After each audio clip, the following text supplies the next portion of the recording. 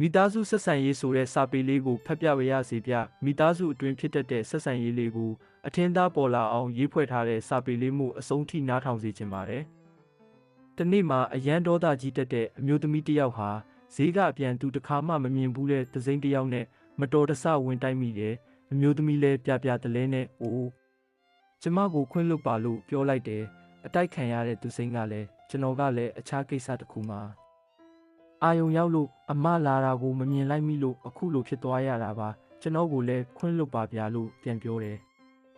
အဲ့ဒီသူစိမ်းနဲ့အမျိုးသမီးဟာအရန်ကိုယဉ်ကျေးစွာနဲ့တယောက်ကိုတယောက်အပြန်လန်တောင်းပန်ကြပြီးလမ်းခွဲလိုက်ကြတယ်အဲ့ဒီနေ့ညနေမှာအမျိုးသမီးဟာညနေစာအတွက်ကိုယ်တိုင်ချက်ပြုတ်ပြင်ဆင်နေစဉ်မှာသူမရဲ့သားလေးကသူမဘေးမှာငြိမ်ငြိမ်လေးလာရက်နေတယ်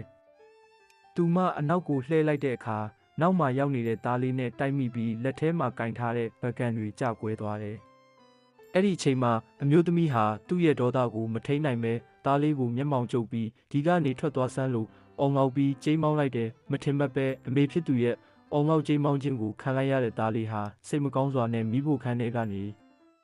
ထွက်သွားခဲ့တယ်။သားလေးထွက်သွားတော့သူမကတော့သားကိုပြင်းပြင်းထန်ထန်ပြောမိသွားတယ်ဆိုတာကိုသတိမထားမိဘူး။သူမရဲ့သားလေးဟာညနေစာမစားပဲအစောကြီးအိပ်ယာဝင်ပြီးအိပ်နေခဲ့တယ်။ထမင်းစားချိန်ရောက်မှသားလေးညနေစာမစားပဲအစောကြီးအိပ်ယာဝင်သွားတာကိုသူမသတိထားမိတယ်။အဲ့ဒီအခါကျမှသူမဟာသားလေးကိုအော်ငေါက်ကျိမ်းမောင်းလိုက်ပြီလို့သားလေးစိတ်မကောင်းဖြစ်သွားတာကိုသိလိုက်ရတယ်။သူမလည်းစိတ်မကောင်းစွာနဲ့ပဲစောစောအိပ်ယာဝင်ခဲ့တယ်။ဒါပေမဲ့သူမဘလို့မှအိပ်မပျော်နိုင်ပဲဖြစ်နေတယ်။အဲ့ဒီအချိန်မှာပဲသူမစိတ်ထဲဈေးကအပြန်သူစိမ့်တယောက်နဲ့ဝင်တိုက်မိပြီးအပြန်လန်ရင်ကျေးတိမ်မွေးစွာပြောဆိုတောင်းပန်ခဲ့တာကိုသတိရမိပြီးအတွေးတစ်ခုဝင်လာတယ်။ငါဟာသူစိမ့်နဲ့ဆက်ဆံတဲ့အခါမှာရင်ကျေးတိမ်မွေးပြီးတော့ကိုချစ်တဲ့ကိုသွေးသားနဲ့ဆက်ဆံတာကြတော့ဘာလို့ကြမ်းကြမ်းတမ်းတမ်းဆက်ဆံနေတာလဲလို့တွေးမိတယ်။သူမဟာစိတ်မကောင်းစွာအတွေးနဲ့ချဲရင်အိပ်ပျော်သွားတယ်။အဲ့ဒီအချိန်မှာအိမ်မက်မက်နေတယ်လို့တစုံတစ်ယောက်ကသူမကိုလာပြောနေတယ်လို့သူမနားထဲမှာအတန်တစ်ခုကိုကြားလိုက်ရတယ်။မိဖို့ခန်းတကားနာကိုတွားကြည့်လိုက်ပါတကားနာမှာပန်းတွေကျနေတာကိုတွေ့ရလိမ့်မယ်။အဲ့ဒီပန်းလေးတွေဟာသမီးကိုပေးဖို့အတွက်သမီးရဲ့သားလေးကိုယ်တိုင်ခူးလာတာပါ။ပန်းလေးတွေကသမီးကြိုက်တဲ့အပြာရောင်ပန်းလေးတွေပါသမီးကိုအံ့ဩသွားစေခြင်းလို့သူတိတ်တိတ်လေးသမီးနောက်မှာရက်နေရှာတာပါ။သူ့ရင်ထဲကခံစားချက်တွေကိုသမီးတစ်ခါမှမမြင်ဘူးမို့လားလို့ပြောပြီးအတန်ဟာပျောက်ကွယ်သွားပြီးသူမလည်းအိမ်မက်ကလန်နိုးလာခဲ့တယ်။အဲ့ဒီအချိန်မှာသူမအရန်ကိုစိတ်မကောင်းဖြစ်ပြီးသူမရဲ့ပါးပြင်ပေါ်ကိုမျက်ရည်တွေစီးကျလာတယ်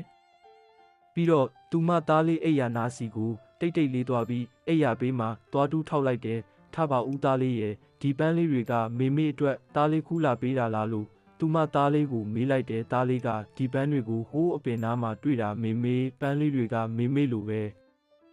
အရန်လှလို့သားခူးလာတာပါမေ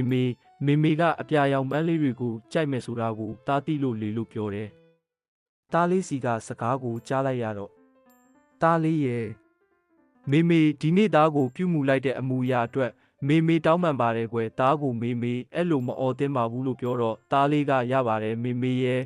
မေကိုသားချစ်တယ်တဲ့သားရဲ့မေကလည်းသားကိုချစ်ပါတယ်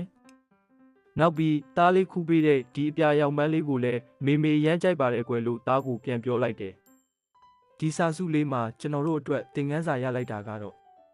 ကျွန်တော်တို့ဟာကျွန်တော်တို့နဲ့မရင်းနှီးတဲ့သူစိမ်းတွေအပေါ်မှာဆိုရင်ယဉ်ကျေးချူတာစွာဆက်ဆံတတ်ပေမဲ့ကျွန်တော်တို့ချစ်ခင်တဲ့လူတွေအပေါ်မှာတော့ကြမ်းကြမ်းတမ်းတမ်းဆက်ဆံမိတယ်ဆိုတာကိုမိမောင်းထုတ်ပြနေခြင်းပဲဖြစ်ပါတယ်ဒါကြောင့်ကျွန်တော်တို့ချစ်ရတဲ့သူတွေနဲ့ဆက်ဆံတဲ့အခါမှာလည်းယဉ်ကျေးချူတာစွာပြောဆိုဆက်ဆံခြင်းဖြင့်ကျွန်တော်တို့ရဲ့မိသားစုဆက်ဆံရေးကိုပုံမကောင်းမွန်လာအောင်ပြုပြင်ကြရအောင်လို့ပြောပါရစေအဆုံးထိနားထောင်ပေးတဲ့အတွက်ကျေးဇူးပါဗျတန်မိုးရှိတဲ့စာပေများကိုစင်ဆက်မပြတ်တင်ဆက်ပေးနေတာမို့အကောက်လေးကို follow လုပ်ထားပေးပါနော်မူရင်းရေးသားသူအားလေးစားစွာကာဝရပြုရင်းခရစ်ထပ်ပေးပါတယ်ဟုတ်ကဲ့ကျွန်တော်ကံကောင်းပါကံကောင်းစာပေမှမေတ္တာဖြင်းမြဝေပါသည်